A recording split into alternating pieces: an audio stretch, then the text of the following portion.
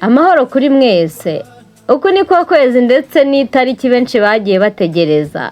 Isiganwa Kirehe Race, isiganwa ry'amagare ryo muri uyu mwaka wa 2025. Benediction Ignite igaranzuye abandi, Habimana Jean Bosco yegukana intsinzi. Kirehe ku itariki 11 Ukwakira 2025. Isiganwa ry'amagare rya Kirehe Race 2025 riri mu cyiciro cya Rwanda Cycling Cup. Ryabaye kuri uyu wa gatandatu tariki ya 11 Ukwakira 2025.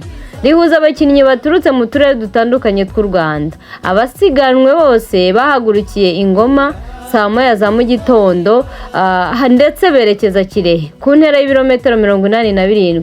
Mu byiciro by'abagabo Elite Men Habimana Jean Bosco ukinira Benediction Ignite Rubavu niwe wigaranzuye bagenzi be asoza isiganwa ari uwa mbere mu bihe by'amasaha 2 n'iminota 18.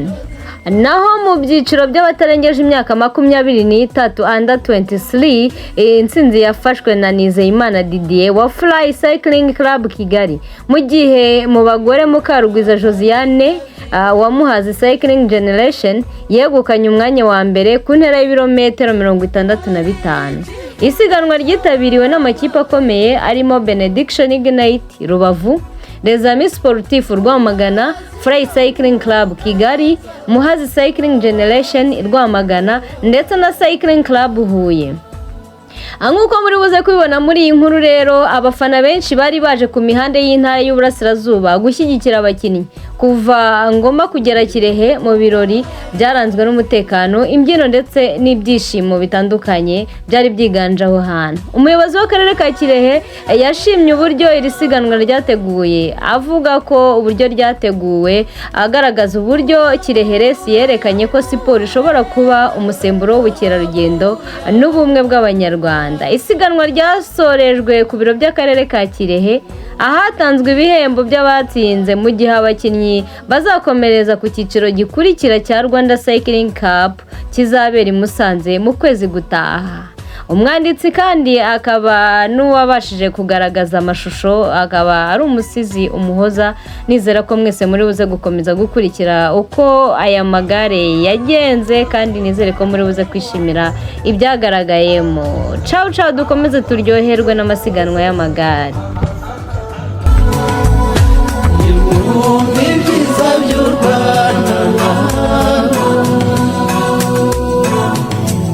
Abakundi ibyiza by'u Rwanda imitari y'abataramira izamaza zibasusurutse amareba z'abari bagize